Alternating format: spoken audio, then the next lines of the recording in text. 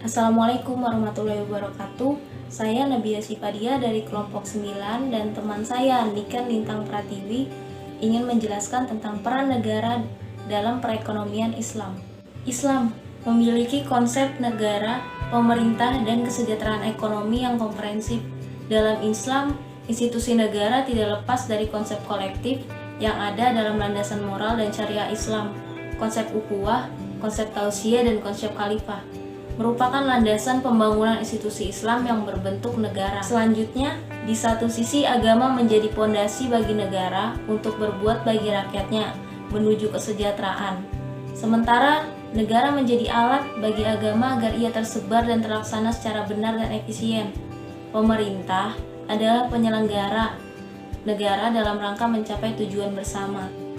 Selanjutnya yaitu tujuan bersama adalah untuk meningkatkan kesejahteraan. Pembangunan ekonomi adalah suatu proses di mana pemerintah dan masyarakatnya mengelola sumber daya yang ada dan membentuk suatu pola kemitraan antara pemerintah dengan sektor swasta untuk menciptakan suatu lapangan kerja baru untuk merangsang perkembangan pertumbuhan ekonomi dalam wilayah tersebut. Selanjutnya yaitu peran dan fungsi negara dalam mengelola sektor publik. Negara merupakan salah satu bagian yang sangat penting dari sistem Islam. Karena tanpa negara Islam secara sistem tidak akan dapat berjalan secara utuh. Tanpa negara pun, Islam tidak dapat mencapai tujuan hakikatnya, yaitu menjadi agama yang rahmatan alamin atau agama yang memberikan rahmat kepada seluruh bumi beserta isinya. Next adalah 3 fungsi negara dalam mengelola sektor ekonomi dan publik. Pertama, ada fungsi alokasi negara. Kedua, ada fungsi distribusi. Ketiga, ada fungsi stabilitas. Fungsi alokasi negara. Pada hakikatnya, dalam konsep Islam, fungsi ini harus dapat dijalankan oleh 3 elemen utama dalam perekonomian, yakni 1. Sektor negara. Sektor negara dikendalikan oleh pemerintahan dan negara. Oleh karena itu, negara harus mampu mengarahkan pasar dan negara-negara agar terwujudnya tujuan besar dari negara Islam. Kedua, yaitu lembaga organisasi negara. Sektor ini dikendalikan oleh pemerintah. Dampak dari sektor ini sangat terasa bagi kemajuan negara seperti adanya lembaga pendidikan, adanya lembaga kesehatan, dan sebagainya. Lembaga-lembaga tersebut bergerak untuk membangun kehidupan negara yang lebih baik dan memperkuat ketakwaan masyarakat Islam. Yang ketiga yaitu pasar. Sektor ini biasanya dikendalikan oleh kalangan negara dan pelaku usaha baik kecil, menengah, hingga besar. Baik, selanjutnya adalah fungsi distribusi. Fungsi distribusi harus memastikan bahwa seluruh anggota masyarakat dapat menikmati hasil dari pembangunan yang berupa tercukupnya kebutuhan hidup minimum.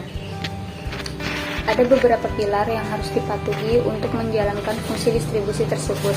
Yang pertama ialah supremasi atas kepentingan sosial dibandingkan kepentingan pribadi, yang artinya harus mementingkan kepentingan sosial atau kepentingan bersama dibandingkan dengan kepentingan individu. Karena apabila kepentingan individu diletakkan di atas kepentingan sosial, maka fungsi distribusi itu tidak akan berjalan dengan baik. Yang kedua, penentuan standar publik mengenai kebutuhan dasar minimum, yang dimana jika standar ini tidak ditentukan oleh negara, maka negara tidak memiliki target yang akan dicapai, sehingga tidak bisa mengkontrol apakah kebijakannya sudah berhasil atau belum.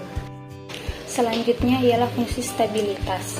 Stabilitas di sektor publik tidak hanya membicarakan tentang ekonomi, namun juga terkait dengan stabilitas sosial lainnya. Stabilitas sosial harus terjaga agar masyarakat merasa tenang untuk melaksanakan aktivitas perekonomian, sehingga stabilitas ekonomi juga dapat tercapai. Untuk stabilitas sosial dalam pandangan Islam diantaranya ialah tegaknya keadilan di tengah masyarakat, di mana hukum berfungsi untuk menertibkan masyarakat sehingga tidak ada perbedaan di antara penguasa dan masyarakat biasa. Selanjutnya ialah fungsi stabilitas. Stabilitas di sektor publik tidak hanya membicarakan tentang ekonomi, namun juga terkait dengan stabilitas sosial lainnya. Stabilitas sosial harus terjaga agar masyarakat merasa tenang untuk melaksanakan aktivitas perekonomian, sehingga stabilitas ekonomi juga dapat tercapai. Untuk stabilitas sosial dalam pandangan Islam diantaranya ialah tegaknya keadilan di tengah masyarakat, di mana hukum berfungsi untuk menertibkan masyarakat sehingga tidak ada perbedaan di antara penguasa dan masyarakat biasa. Kemudian peran dan fungsi negara dalam mengelola keuangan publik. Negara yang dijalankan dengan prinsip Islam pada hakikatnya memiliki tujuan yang besar, yakni untuk memenuhi kebutuhan hidup minimum seluruh masyarakat dan memerangi ketidakadilan oleh pemerintah maupun antar anggota masyarakat. Semua tujuan tersebut dilandasi oleh keadilan, dan untuk mencapai tujuan tersebut, negara memiliki kekuasaan untuk mengelola anggaran dan belanja pemerintah. Dalam sebuah sistem ekonomi dan negara yang islami, maka negara harus mengelola keuangan dengan prinsip syariah, baik dari sisi penerima maupun pengeluarannya. Dari sisi penerimaan, negara harus mampu mengumpulkan pendapatan negara dari jalan yang sesuai dengan syariat Islam. Begitu pula dengan pengeluaran, negara juga harus memenuhi prinsip yang telah diatur oleh syariat.